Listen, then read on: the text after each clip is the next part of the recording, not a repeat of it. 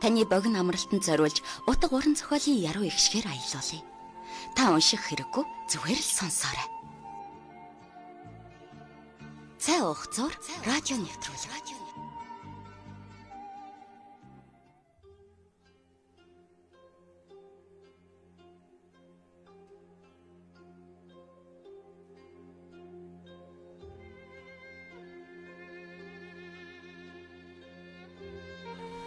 Сайн мэцэн өрхөмд сонсогчдоо та бүхэндээ өдрийн мэндийг хүргэе. Та бүхэн аяд тухтай сайхан амарч байгаа хаа гэж найдаж байна. Их Монгол радио Ихүдийн 13 цаг 30 минутаас сонсогч та бүхэндээ цай хугацаар утгуурын зохиолын цаг нэвтрүүлгээ өргөн барьдаг. Бид энэ удаад зохиолч Сэрчин өвгтөө өөр цайхан их хүн бодит амьдралаа сэтвэлсэн хайрын туучийг цувралаар хүргэж байгаа. Ингээд өнөөдрийн хөл цувралын 18, 19 дугаар хэсгийг та бүхэндээ төлөвлөлнө. Хамтдаа байгаарай.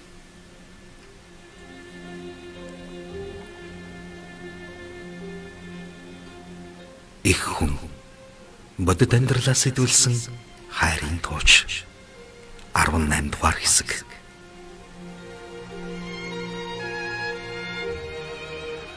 Амьсгаа цаар гэртээ орж ирсэн бүдүүн бораавга орон доогуура захиаг нуглаж шидснээ буцааж авах гээд багтаж чадахгүй гарынх нь үзүүрт дөнгөж тэмтрэгдэж байтал гадаа морины хөлийн чимээ гарч хүмүүс бууж гэрийн бүслүүрт цулбуур хавчуулагдах сонсогдов.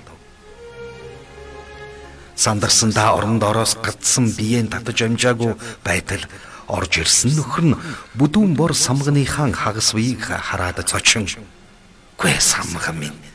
Залуу цагийн явдлаа санаад орон доогуура нуугдах гээд байна уу? Хүү энтэй ирж байна. Гал көсөөлүүлж цай чааж гэж яжлаа. Орон доороос гарах гэж хамхулсан цуврсаар өндийж ирвэл нөхрийнх нь дагвар хүү сайн байна уу ээж? Та орон доороос юм авах гэсэн юм уу? Би туслах уу? Гэхэд самган сандарч "Гүй сэр үцэх санаатай гэрийн хаяа доороос нь сөхөх гэсэл чинь болдоггүй. Яах вэ зүгээр" гэлээ.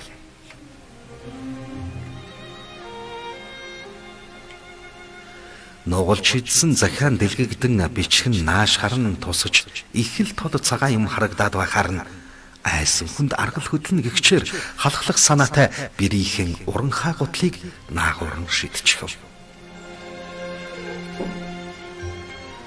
Баян хүзүүд мань хоёртоо хамт ирж явснаа гинэд салж. "За би явлаа. Манай хэд гурван мал захлаад явчихч" гэсээр морой давран хойд ингэр дүүрэн бэлчиж байгаа хоныг чиглэн хайтруулав. Түүнийг холдон явахыг харж байсан хадам хөгшин хүүдээ хандаж "Чамаа гэрээсээ явж дүүн цэрэгт морцсноос хойш энэ залуу эргэж дараад зарим хангал догшин мөр барихад тусалдаг юм. Намхан бидээ баймгүй өргөн цээж баян хүзүүтэй залуу шүү. Барилдаж харагддаг тул мөч богинтой гэж урд голын залуучууд басаж байгаад бүгд газар савуулсан сонсогддог. Айхтар бэртэй гэр хаагүй шүү. Саяла мэдлээ. Баян дорчин хідэн мянган хоныг тоо мэддэггүйч бараг цээжээрээ зүсэлж мэддэг гэж сонсогдсон. Эдний удамд хинэн тийм цээд сайтай юм бол доо гэхэд хүүн. Би энэ залуу мэддгээ. Тийм учраас хүнээр мэдээ хургуулж намайг гаргаж авахыг бодорой гэж хэлүүлсэн. Энэ залуугаас өөр хинж хийж чадахгүй байсан л та. Манануудхийн мал ялангуяа хиний адуу хаан юу идэж явааг бараг л өдрөөр нь цээжээр мэддэг гээд баян дорчин шар охин хэлэхэд би арайч дэгстүүлээд гэж болгож байсан нь буруу байжээ. Гихчлэн ярилцсаар баян хүзүүтийн ард хоцорч гэртээ ирцгэрсэн нь энэ билээ. Мэрийг сумын төв тийш харахад тэртээ алс хөндөй цайвартан харагдаж урд талын том нуураас болж зэрэглээ татан газар тэнгэрийн савслах шиг юм харагдахад наагуур нь гэрийн хой талаар нэгэн морьтон хайтруулан ирж явахыг харвал суусан байдал төрөх. Унсан морьныхын явдлаар Баяндоржийн жороо хэрийг унсан Бахим Хүзүүд болохыг таньж ядахад төвөггүй байлаа. Bir гайхасхийн сумын төв явсан хүн голдуу хоноод л ирдэгсэн. Энэ залуу юрт ихэхгүй маа. Юм л бол энэ тэнд айл тусалж өөрөө ч зүгээр сууч чаддаггүй бололтой. Заашгүй хүрээд ирвэл сумын төвийн сонин сайхан сонсъё гэж хэрэгт дурлав. Жороо хэрийн амийг нь татж явдал оруулалгүй зөнгөөр нь хатруулсаар хажууд нь ирж буугаад амар минд мэдэлцэж. За, хон сайхан тогтож байна уу? Гэт хөрөх төгсөн чамайг хонинд явуулсаар л өнөө цаадуулчихна. Өглөө морой авахар чинь өөр тийш явах гэж байгаа юм бах гэж бодсон шүү.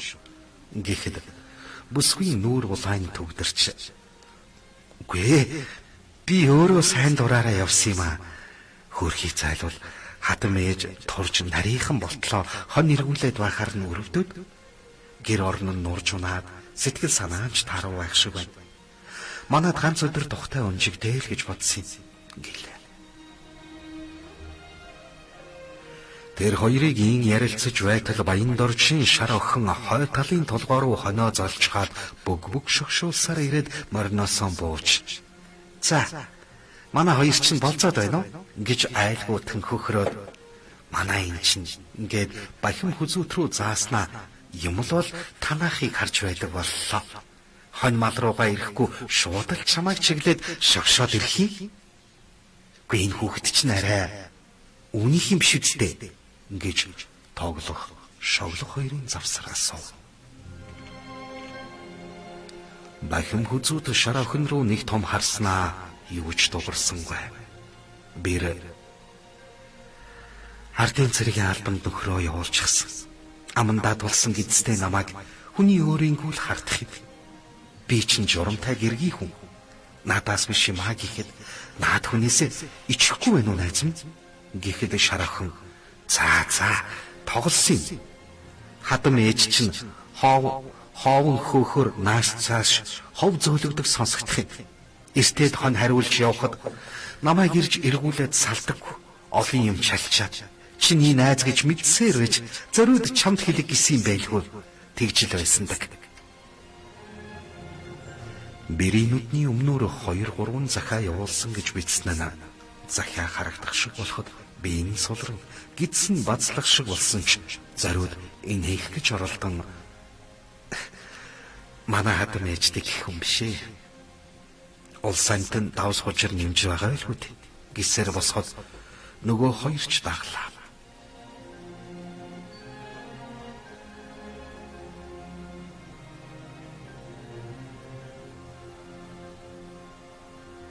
Горуула морой хөтлөн энэ тэрийг хүүрнэлдэн нэг инээж нэг дуугүй болсоор хоньны бэлч хайсаар явцгааж байлаа. Бахим Хүзүүт нэг юм хийх гэсэн бололтой шар охиныг холдож явахыг хүлээзэнсэн байдалтай алхаж байгааг ажигч бэр анзаарч бас юу болох байчихсан юм болоо гэж бодов. Яшиг шар найзаас салахгүй байж байгаад явуулчих. Айгүй бол сумын туус муу мэдээтэй ирсэн байж магадгүй. Ингэж намайг шууд зорж ирдэггүй тавгна гэж бодоод хоёулаа мордоод миний хоныг эргүүлчихээд танаа хон руу явах уу гэж шар найзаас асуулаа.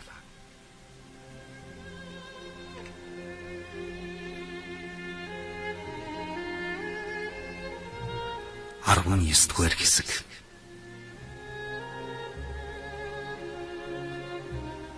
Урган залуу мордой хөдөлж хэсэг алгаснаа. За би ч явъя да.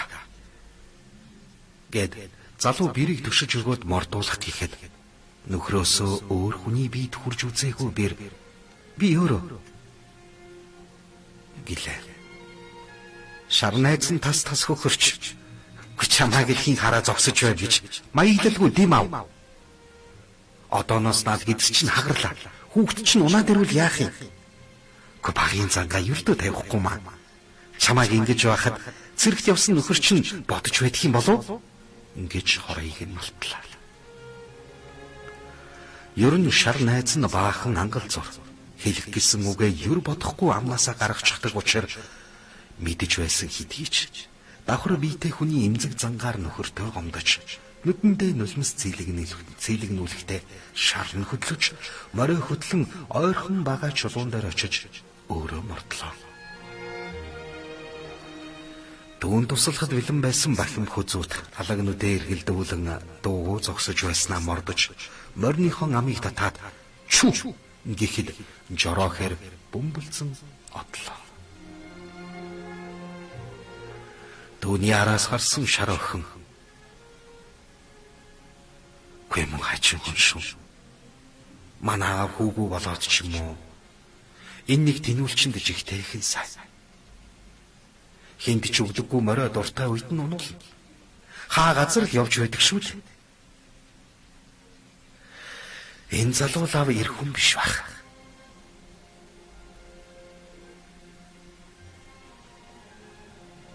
Цэрэгт яваад дүлийгээд удалгүй хүрээд ирсэн айлын охтуудыг эргүүлж байгааг огт үзээгүй юм байна.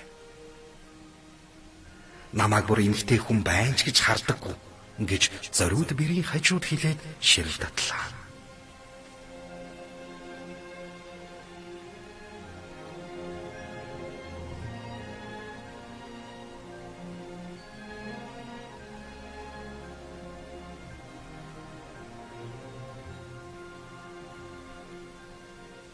Бэр найз руугаа муухай харж "Гингэд чи ер нь яагаад хүний сайн мууг дуудаж явах юм бэ?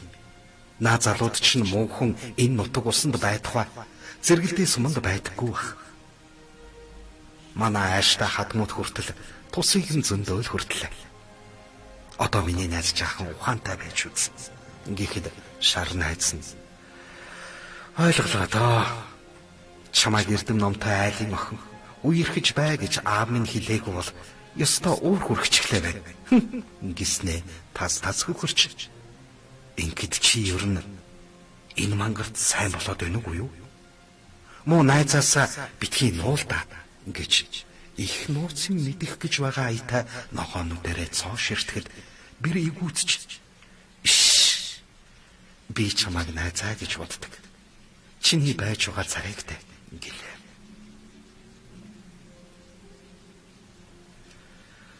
Давхар биетэй хүүхэнд тусалчих санаатай бас ганц хоёр үг хэлэх санаатай очтол ааштай шар хүүхэн ирж хамаг төлөвлөгөөг нь нурааж юу ч яриулаагүй тонсойсон бахим хүзүүд мал захлах энтер гэж худал залж нааш гарснаа ор тас мартан гэр рүүгээ бөмбөлцөл жороолуулж явсаар нэгэн гүвэг давбал саяхан бодогдож халуун цуснд нь цатгалтсан бололтоо гэмээр 7-8 шон мансурчгсан хойд хадтай ингэрлүү чиглээд цуурч яв.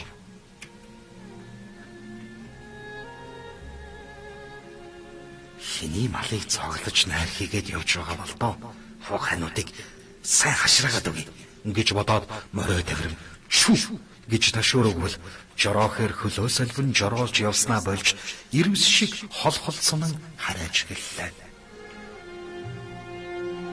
Бахим хүзүүд энэ хэрийг жороо гэхээсээ илүүтэй ирвсгээр гих дуртай. Гамнаад бараг тайлбал ингэж явдаггүй ч зарим нэг ойрхон цаг хурдан туулъя гэвэл хөлний жороо тавилтыг нь алдагдуулахад ердийн морноос илүүтэй хол харайж дүүлдэг зэрлэг хулангийн удамтай хараазарганы төлөв гэдгийг бараг ганцаараа мэддэг билээ. Хатан түрэхэд бараг хагас бээр зайтай өксөж явсан боохоонууд урд толгой дээгүүр гинэт гарч ирээд доош хурдтай чавхтан буугаад ойртож яваа морин төвөргөөнийг сонсмогц эргэж харан сандралдаж дутаах гэсэн боловч саяхан идсэн хурдан хэрийн дүүгийн мах аманд нь тулаад ирэхэд хайр юм боловч амилуу чухал гэдгийг мэдгэхэд мордныг ирэхээс өмнө ихэнхийг нь бөөлжин гаргаад хойд хаттай ингэрлүү цадсан шагаа шиг бутран өмхөмгүй зүгтаалаа. Харин олон жилийн туршилгаараа яаж ч мэднэ гэж хаширалсан том сэрвэтэй дэлд азарган чон ганцаараа тааруулж идсэн тул бөөлдсөнгүй. Жороо хэрээс дутахгүй хол харайн дутаахта өлөгчн чон руугаа нүднийхэн булангаар үе хялуухийн харж байлаа. Хормын дотор чоннуудад дөхөн ирсэн бахим хөзөөт хамгийн том азарган чоныг нь онлон хөөх гэснээ сүргийн түрүүнд яваа өлөгчн намнахаар шийдлээ. Учир нь саяхнаас дулаахан цагаар мөнх цастай уулнаас бууж ирдэггүй боохонууд байн ирж бод малыг нь бөөнөрөө боорлон авах болсон ч үзэгдэж харагдахгүй алга болчихдаг байв. Үүнийг гэрхэн анзаарсан нудраган баян дорж бахим хөзүүдэд боохонуудыг уулнаас дагуулж удаг хорон санаатай нэг гिचээ чон байна. Түүнийг агнчхол бусд нь аандаан тараад мөнх цастай уул руугаа алга болно. Хүйтэн ууланд өвөлзөнгүй орон орж явдаг шулмын боохонууд. Дулааны улиралд ганц нэгээрээ яваа чон уулнаас бууж ирдэггүй юм. Өдийд дэвтсэн сэгзэн цэвэрлээд явж байх ёстой. Хэрийн бохоо ингэх нь яавч сайнны юршээ. Харагдвал агнахыг бодоорой гэж. Ам тавин харайх өлөгчн чон үе намайг өнөлвөө гэсэн байртай нийл цус болсон улаан хоншороо эргэж харан явах үедээ урд нь хөөгөөд хариугүй алуултын даваан дээр морин үлийний нүхэнд бүдэрч ундаг улаан царайг залуулахыг бахим хөзөөд хажууд нь шахуу дөхөн ирж хойд хөлийнхэн дээр том халзарсан сорив байхыг харж урд нь хөөж байсан өлөгчн чон гэж зэрэг таньцгаалаа. Хормын дотор өвхөл амьдралын тэмцэл явагдаж эхлэхэд өлөгчнгөө бараадан зугтааж явсан дэлд хөгсаарал азарган чон хэдхэн харайгаад морь өлөгчн чон хоёрын дундуур орж хоншорны арьсаа итрэл дуулан муухай дуу гарган архиранга илүү дөхвөл эргэж дайран шүү гэх шинжтэй болоод явчихав. Өвөнд бэлдсэн бахим хөзүүт залуу урт яргаа ташуураад алан та нарыхтэй гэсэн байртай хүмхийгөө 100 морин давирлаа. Урд нь ганц чоныг хөөж хааныг гүйцэж байсан болохоос хоёр чоныг авлахад оролцож байгаагүй жороо хэр үргэж босхон явдлан сулраад ирэхэд харин гүцгэ боллоо доо гэж залуу харамсаж морио гамнаж жолоогоон татлаа. Ам тавин зугтаасан боохонууд хойд ингэрийн хад руу орцгоон. Энэ таймд гарцгаалаа гэсэн аятай сураг алтрав. Бахим хөзүүт буцаж чоннуудын мөрийг хөөн морион амрааж зөөлхөн гэлдрүүлэх үед нар уулын цагуур шаргаж байлаа.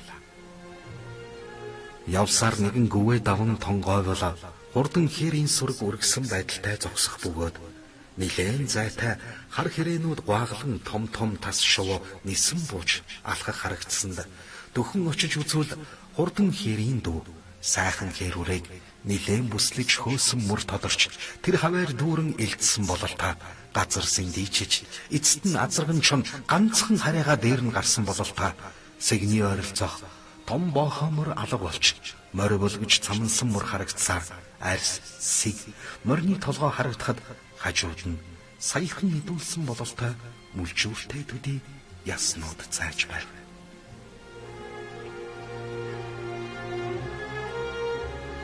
Үргэлжлэл бий.